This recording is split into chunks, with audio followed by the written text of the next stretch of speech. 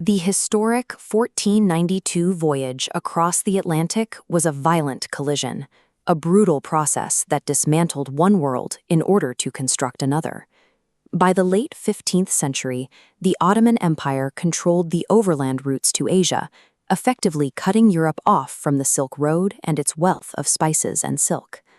In Spain, this economic isolation collided with intense religious militarism. In early 1492, the Catholic monarchs captured the Alhambra, ending centuries of conflict with the Moorish kingdom of Granada. Following the victory, the monarchy turned inward. A royal decree forced the expulsion of all practicing Jews from Spain, systematically stripping thousands of people of their property and wealth. Europe in 1492 was a continent pushed westward by severe economic desperation and a radical campaign of religious purging. When Christopher Columbus proposed a western route to Asia, he negotiated for an unprecedented personal fortune. He demanded a permanent 10% cut of all riches, revenues, and trade goods discovered, guaranteed for his heirs in perpetuity. The story of Queen Isabella pawning her crown jewels to pay for the ships is a historical myth. Louis de Fontenelle, a prominent banker whose family had converted from Judaism to Christianity, provided the vast majority of the capital. Fontenelle used his own money and credit to fund the trip as a way to secure royal favor. With the Inquisition targeting converts, financing the crown's gamble offered his family a measure of protection from religious persecution. Logistically, the Pinzon brothers supplied the actual ships and recruited the local crews from the Tinto ODL region, providing the specialized maritime labor the venture required. The discovery of the Americas was a highly leveraged corporate venture, bankrolled by men fighting for their own survival in a fractured European society. Landfall on October 12, 1492, forced two separate, thriving hemispheres into a sudden and permanent intersection. The Taíno and Arawak people lived in complex societies, numbering in the millions, supported by sophisticated agricultural networks that spanned the Caribbean. They were master navigators. Their infrastructure included ocean-going canoes, large enough for dozens of paddlers, capable of maintaining trade routes between island settlements and the mainland. Their culture centered on intricate social hierarchies and spiritual belief systems, using stone and bone carvings to represent the presence of the spirits of the dead among the living. Archaeological and historical evidence points to earlier Atlantic crossings by Norsemen and potential West African explorers, proving the hemisphere was never truly isolated. Long before Columbus claimed the land, the Americas were an interconnected world of established cities, trade, and culture. The initial encounter soured as the European focus shifted toward resource extraction. The mission quickly transitioned into a system of forced labor designed to mine gold at any cost. To legitimize this conquest, European powers developed a legal architecture known as the doctrine of discovery.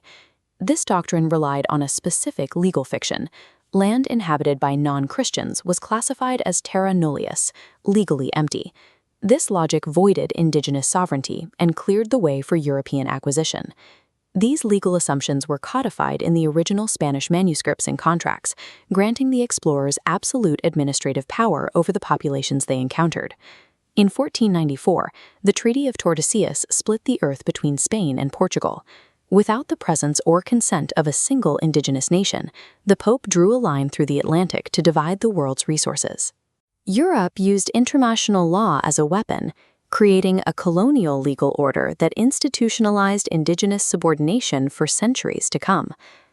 Beyond the political and legal shifts, the collision triggered a massive biological invasion.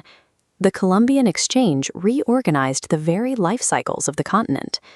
Introduced European livestock like cattle and pigs multiplied unchecked in the absence of natural predators, overgrazing the landscape and destroying the agricultural systems that had supported native populations. Invasive Old World weeds and cash crops like sugarcane drove massive deforestation, permanently altering the hydrology of the region and displacing native flora. The most devastating biological tool was microscopic. Europeans brought communicable diseases, such as smallpox and measles, to which indigenous people had no immunity. The resulting epidemics wiped out up to 95% of the indigenous population, causing a total collapse of social and political structures across the hemisphere. Hoofed animals, invasive weeds, and invisible viruses acted as the primary conquerors of the Americas, terraforming the environment more effectively than any military force. While the Americas were devastated, Europe experienced a massive population boom. New World crops like corn and potatoes provided the caloric density required to sustain a larger, healthier labor force across the Atlantic.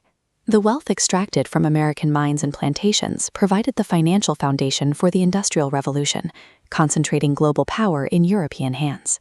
This 1507 map is the first to visually integrate these lands into the global layout, forever bearing the name of the navigator who recognized them as a new world. This era left a dual legacy: a rise in European prosperity and a permanent marginalization of indigenous communities, who still fight for land rights and recognition today. The 1492 encounter connected isolated continents into a single, mechanical economic loop. It forged the mechanized, unequal, and deeply globalized machine that defines our modern world.